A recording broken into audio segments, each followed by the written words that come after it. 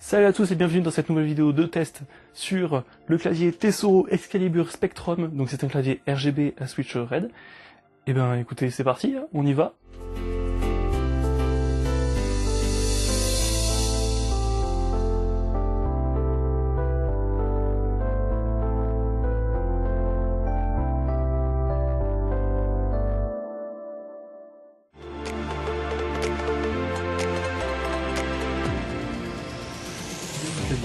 La boîte est sympa avec beaucoup de caractéristiques techniques sur l'avant avec un très joli visuel du clavier. À l'arrière, on retrouve l'emplacement des touches pour les différentes fonctionnalités du clavier. Mais on ne va pas s'attarder plus longtemps sur l'emballage, passons au déballage.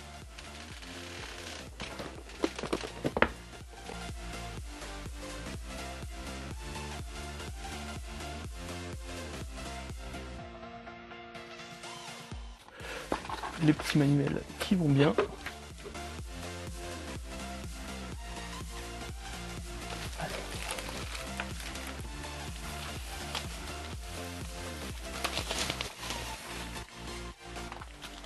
Wow. Visuellement déjà, je trouve super sympa.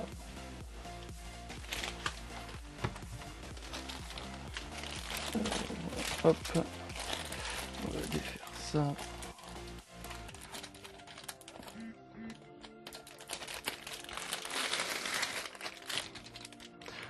Le câble gainé qui fait plaisir.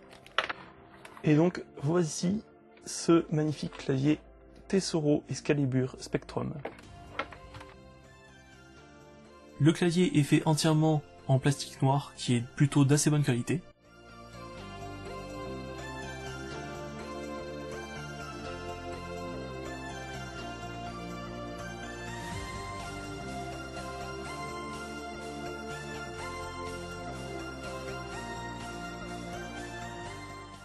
C'est un clavier mécanique à switch Red, qui sont des switches linéaires à 45 grammes de pression, donc parfait pour les gamers.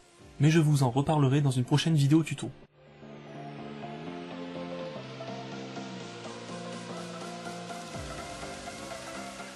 Les switch Red sont très agréables pour le gaming, car on a vraiment cette impression de réactivité, contrairement aux switch marron. Pour ce qui est des nuisances sonores, c'est bruyant mais pas insupportable.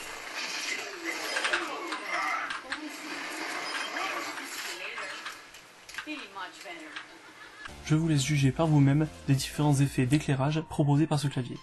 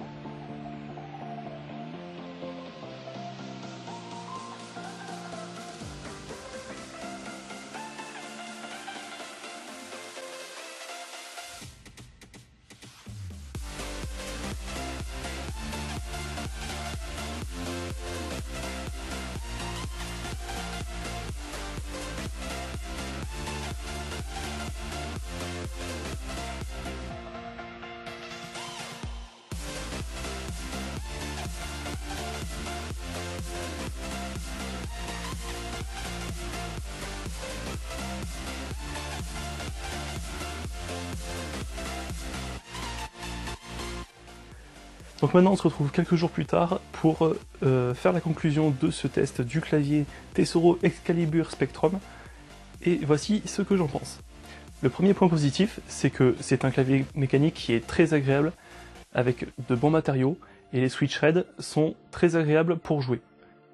Pour taper du texte c'est un peu moins bien, car les touches s'actionnent très facilement. Mais je vous en reparlerai dans une prochaine vidéo. Alors les différentes fonctionnalités sont plutôt sympas.